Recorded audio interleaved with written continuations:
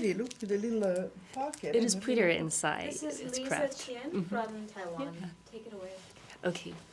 Isabella, I'm really excited to see your performance in Joy, but your character is the only fictionary character in the film. How do you like it, and do you feel less pressure because you don't need to bring the authenticity for the character? No, I haven't even met Joy Mangano, and none of the other actors have. I think Jennifer Lawrence met her, but all of us, we are telling the story of a woman.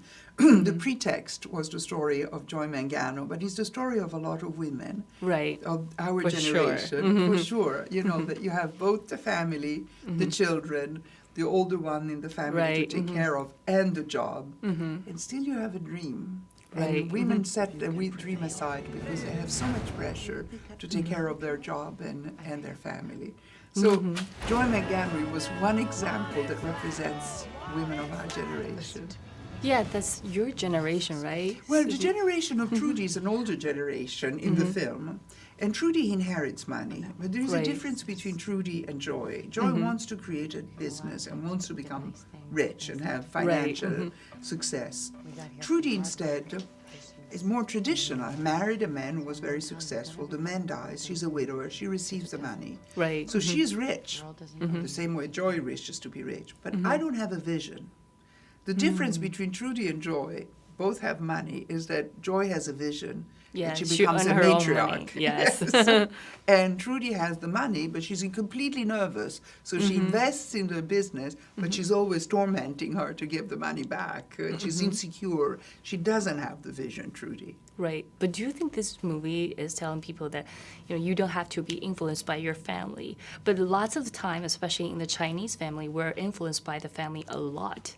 It's actually framed in I you. tell you, it's not only China, everywhere. I'm from Italy, the family influence.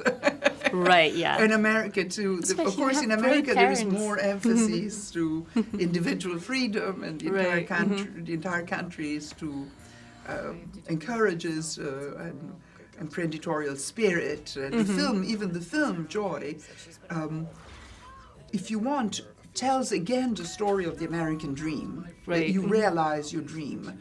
But the novelty about this film is that it is a woman, and she does that without Prince Charming. Right. In that sense, that this film is very new. Also, it follows the tradition of the American dream, but with this new element that no Prince Charming, just a woman alone doing it. Well, I like the expression you talked about, the joy. And speaking about the family influence, you definitely come from a very great, you have great parents. Yes, I do have and great you do, parents. you're the mother's beauty. Oh, thank and you. Seriously, you do look alike. So do you feel like, your family influenced you a lot? Well, my family, imagine, of course, I mean, I'm in film and my family was in film. Right. My father was a director, Roberto Rossellini, my mother they're was all Ingrid talented. Bergman.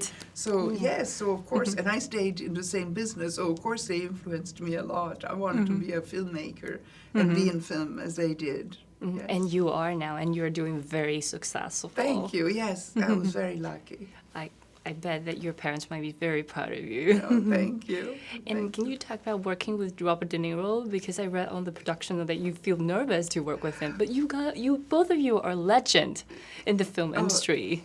Well, I think he's more of a legend than I am. You or are this is how I too. feel. So I was intimidated to work with him. But Bob, I knew Bob very well because Bob was a witness to my marriage. I was married, my first wedding, I was married to Martin Scorsese, and of course they worked together. They did wonderful films. And, Right. But still, I was also a little bit intimidated because I said, Bob has to play my lover. I'm going to kiss him. What am I going to do? That's so cute. But then when I met him, I felt that the history was very helpful to feel close together. And he's very benevolent. He's very nice. He's very shy. He doesn't speak much. Are you serious? Yeah, he doesn't It speak doesn't much. look shy at all on screen. No, but he is shy as a person. He doesn't speak much. He's very, on the set he sits in a corner and you can tell that he doesn't want to chit-chat much.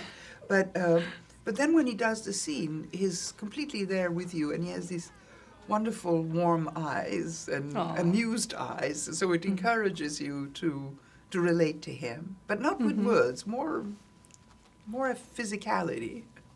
So is it a good kisser? I didn't have, there was no kiss. Imagine, one day, we were in the scene on the boat, and there was so much wind, so much noise, and I see David screaming. So I'm trying, I didn't hear what he was saying. He's saying, kiss him, but I don't hear him, because it wasn't written on the script. So you missed So that I opportunity. thought that he meant to me to be more loud, and I became louder and louder. And at the end, he said, cut, because the scene was cut. And he said, I said to kiss him. I said, I'm sorry, I didn't understand it. So I missed my chance. Oh. I did not kiss him. Next time. Next There's time. always next time. Thank you so much. It's a pleasure Thank to you. talk to you. Thank you.